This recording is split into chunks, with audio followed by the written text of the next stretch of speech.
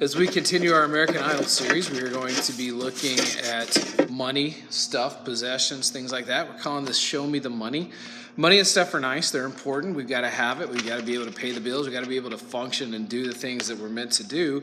Money is nice. Stuff is nice, all that kind of stuff. There's nothing wrong with that until it starts to possess us. And for too many people, it becomes all-consuming and it becomes the focus of their lives. We can't allow money and possessions to become our master. God warns about greed. He warns about it as idolatry. He warns about it as something that we need to avoid. Luke 19, we have the story of Zacchaeus. He entered Jericho and was passing through. There was a man named Zacchaeus who was a chief tax collector, and he was rich. He was trying to see who Jesus was, but was not able to because of the crowd, because he was a short man. So running ahead, he climbed a sycamore tree to see Jesus, since he was about to pass that way. When Jesus came to the place, he looked up and said to him, "Zacchaeus, hurry and come down, because today it is necessary for me to stay at your house."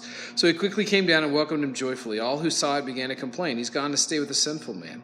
But Zacchaeus stood there and said to the Lord, "Look, I'll give half my possessions to the poor, Lord, and if I have extorted anything from anyone, I'll pay back 4 times as much." "Today salvation has come to this house," Jesus told him, "because he too is the son of Abraham. For the Son of Man has come to seek and to save the lost." So God warns against an obsession with money. Greed is idolatry. Jesus taught that the biggest distraction to serving God was money. He talked about it so much. He said no man can serve 2 masters. If money is your master, it becomes your idol. And that's true of stuff and possessions and things of life. Greed precedes other sins. We start to love money, and it's not about money being the root of all evil, it's love of money. We start to love money, we start to sacrifice our principles and our relationships and all kinds of other things, common sense, in order to get more of it. We start chasing after other things. We never have enough. We're never content. We're never comfortable. And so we start going after other things. We do stupid things, and other sins begin to follow. Greed destroys us. It's like the monkey who gets trapped trying to hold on to one thing, and their arm gets trapped and he's able to be caught by the people, or the kid whose hand gets stuck in the gumball machine because they won't let go of the gumball. If they just let it go, they'd be free. When we love money, we sacrifice relationships, including our relationship with God and his church, and we start overworking ourselves. We start loving the things that we have and the comforts of life and stuff. We can't serve both God and money. So how much money is enough? Well, here's the thing. Life is never about money, stuff, and possessions. The Bible never says there's anything wrong with that type of stuff. It's okay to have that type of stuff. All the money and stuff is nice, but it's temporary. It won't satisfy. It won't last. Once those things are gone, once they rust, once they're used up and old, what's left? Life's about so much more than how much we can build, how much we can gain, how much we can store up. The band Switchfoot has a song that says, it's called "The House Burns Down Tonight," and it says, "Possess your possessions or they'll possess you." The author of Ecclesiastes concluded that whoever has wealth and money will never be satisfied. And if anyone knew, it was Solomon, because he had everything you could ask for. Accumulating resources never will fill the void in our life. It'll never satisfy us. We can have it all and still be unhappy. There are plenty of people, celebrities, athletes, things like that, who have all kinds of stuff, all kinds of money, more than they could ever imagine, and they're still miserable, and they're still unhappy with life. Ecclesiastes continually tells us that all he had, the author of Ecclesiastes, that all he had didn't satisfy. It didn't give him meaning. The rich young ruler in the Bible was the same way. He knew there was something more, but he couldn't let go of his wealth to find it, and so he walked away sad. But we can have everything, or have nothing, and still be content. We can have everything and not be happy. We can have nothing and still be content. There are many people in the Bible and many people in life who learn to be content with what they have. Paul is a great example of that. He says, "I've learned the secret of being content with whatever I have, having a lot and having a little."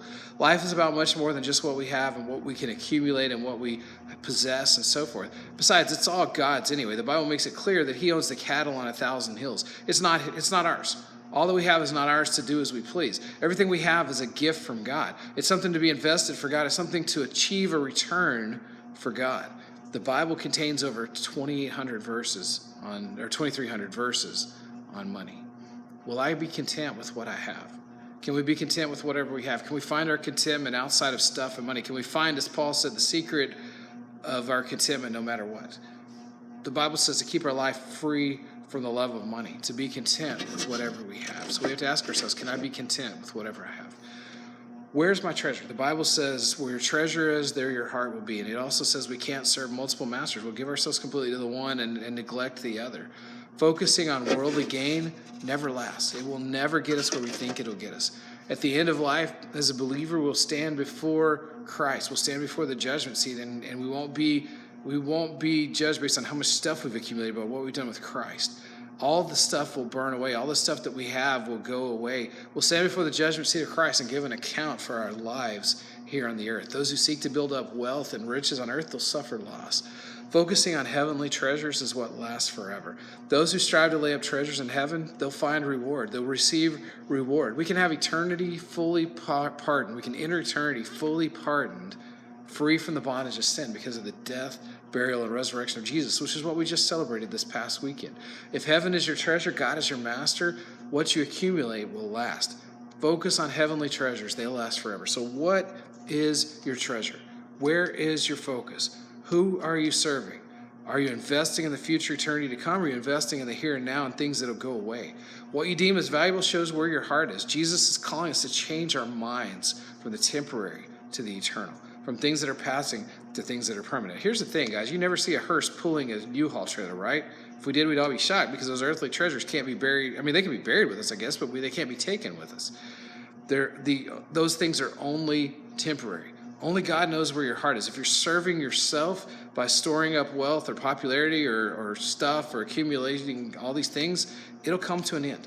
It's only temporary. But if you're serving God with all your heart, soul, mind, and strength, you will not be disappointed in the long term. Store up treasures in heaven.